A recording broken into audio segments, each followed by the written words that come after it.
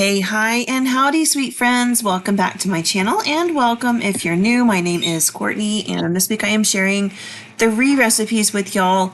Last week I did go to town with my youngest 2 kids, so I only have 3 meals, but they are back to basics cooking like I have been working on. They're simple ingredients, things most of us have either on hand or are very, very cheap to purchase. So let's start in with the slow cooker meatballs. This was very cheap in my case because I actually got the bag of frozen meatballs on sale at HEB like 2 weeks ago, I think, for about $1.99. Watch for sales, stock up. These are great items to have in your freezer. This is the one that I bought. You can buy if you want like the turkey ones, that's fine too. Totally up to you. You can even make them homemade for this recipe, and it's so simple. You just put your meatballs in the slow cooker, and then you pick up some of this chili sauce right here. And some people will add barbecue sauce, and then other people add an array of different jams and jellies. So it's a great time to use up some of that extra jam or jelly that you have in your fridge that's just not getting eaten.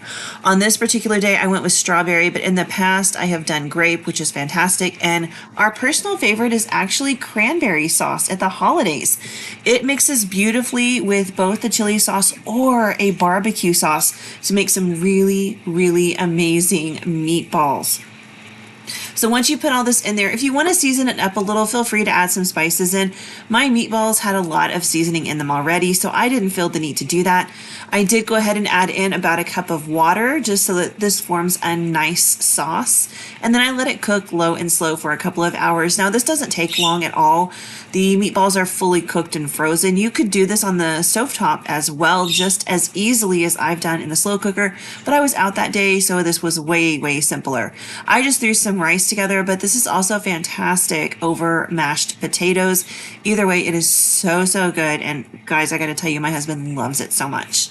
All right, shepherd's pie. I think this is actually more of a cottage pie because I used ground beef instead of lamb. This is while I was gone, one of the things that I made for my guys to eat. It was really simple to throw together. It holds up well in the fridge and reheats well. Also, it freezes beautifully. Now I'm starting off with some ground beef. I have about 1.5 pounds there, but in the past I've also done this recipe with ground turkey, and of course the classic is ground lamb, but that is rather pricey and definitely not what I would consider a back to basics budget kind of ingredient. I'm just going to get this ground beef cooking, and I'm going to break it up with my little meat masher tool there so that it's nice and crumbled. And once it starts getting about halfway to the cooking process, I'm going to toss in a diced onion. You can use onion powder if you don't have a fresh onion or don't feel like chopping one, but this is one of those meals where I actually usually feel like the fresh diced onion is always the better way to go. But again, if you don't have it, work with what you've got, save some money, that's cool.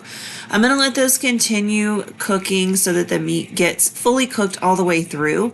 I'm using an 85-15 meat, so I didn't really drain mine, but if you're using one that has more fat, you'll wanna drain some of it. If you're using one that is very, very lean, you might need to add a little bit of olive oil or something in here so that we can make this gravy. So I sprinkled a little bit of flour on top of the meat, and I'm gonna let that cook for just a couple of minutes just to kind of get rid of that flour taste. It kind of has like a pasty taste to it.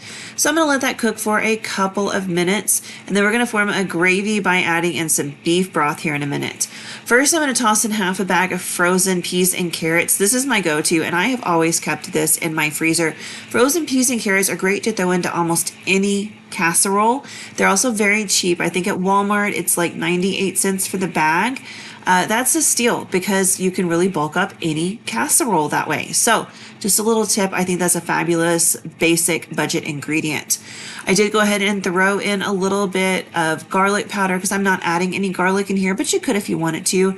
And then, like I said, I'll be making my gravy with beef broth. I'm using beef bouillon, which is why you've not seen me add in any salt. I added in the bouillon. I did throw in a little bit of pepper and a little bit of extra onion powder just because I wanted a little bit more oniony kick to this. I like to let my spices kind of toast in the skillet like that. I feel like it really brings them back to life and adds some extra flavor to them. I also added in a little bit of Worcestershire sauce because it brings on kind of a big beefy flavor that I really, really like. And once all of this has come together, we're going to add in our liquids. In my case, I'm going to do about 1.5 cups of water. We just want to let that simmer for a few minutes so that it forms the gravy. Once it starts to simmer, it'll thicken and kind of, activate with the flour and form a really nice gravy. Now, if you don't want to do a roux like I did with the flour, you can always just put your liquids and everything in here and then add in a cornstarch slurry to tighten it up at the end. That works just as well, but this is the way I've always done it. And in the past, I've also used red wine and a little bit of grape juice as well, just to kind of add some extra flavors in there. And I'm going to tell you, it comes out so beautifully. It changes the flavor. It's more of like a beef bourguignon kind of flavor. It's like really rich, but if you're looking to kind of change it up a little bit, that is a great avenue to explore. So once my meat and gravy is all ready to go, I'm going to put it inside of a casserole dish and kind of flatten it out. And then I've got some mashed potatoes here. These are not homemade. These are from Sam's Club. I'm taking a shortcut, but you can make homemade. You can use instant potatoes. Kind of just up to you how you want to do the topping here. And I'm just going to spread the potatoes over the top of the casserole into a nice even layer. I want to make sure that it completely covers the top and goes up against the sides.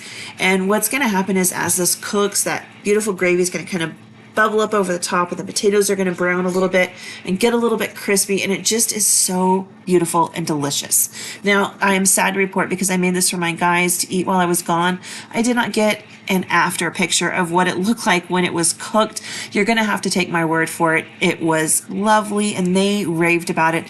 This is one of their favorites. I mean, guys like meat and potatoes, and that's essentially what this is.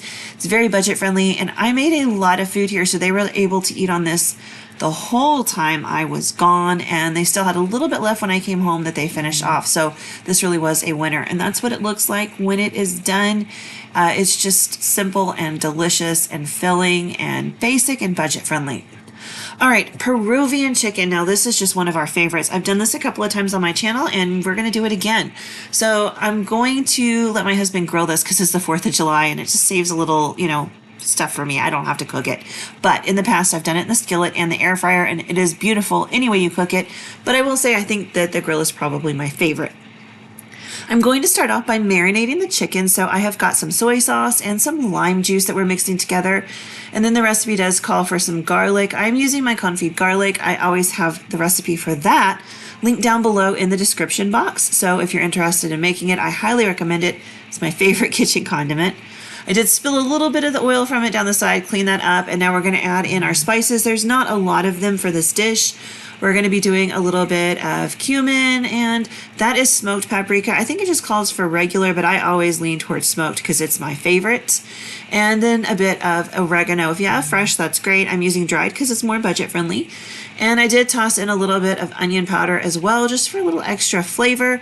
And then, of course, you want to do some pepper. Skip the salt because we're using soy sauce. I'm going to mix this up with my hands, and it just mashes that garlic because it's so soft and roasted.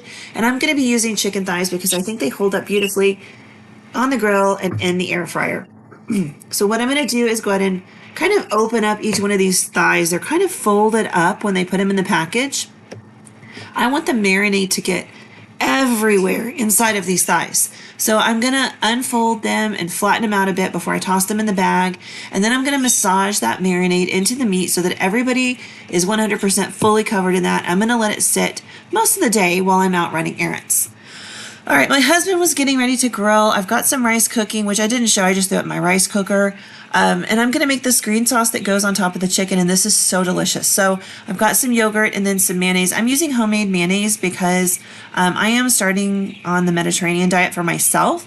And so I just whipped up some homemade mayonnaise because it was more fitting to that way of eating, but you can use whatever you have. I threw in some of my confit garlic, some lime juice, and a whole ton of cilantro there. Of course, if you are one of the people that doesn't like cilantro, throw in parsley instead. It works just as great. Different flavor, but it works really, really well.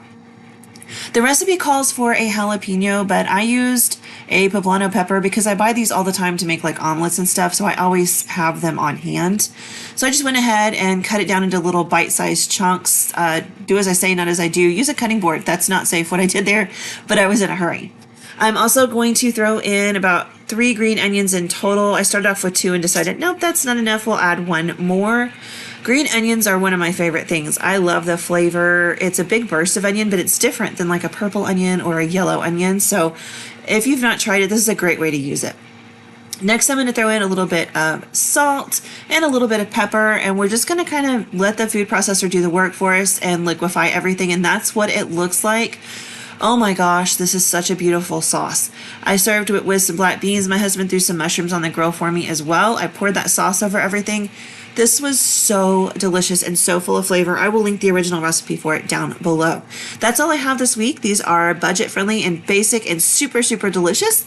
I hope that you will give them a try. Let me know what you guys think, and I will see you guys on Tuesday for my grocery haul. Have a great weekend. Bye.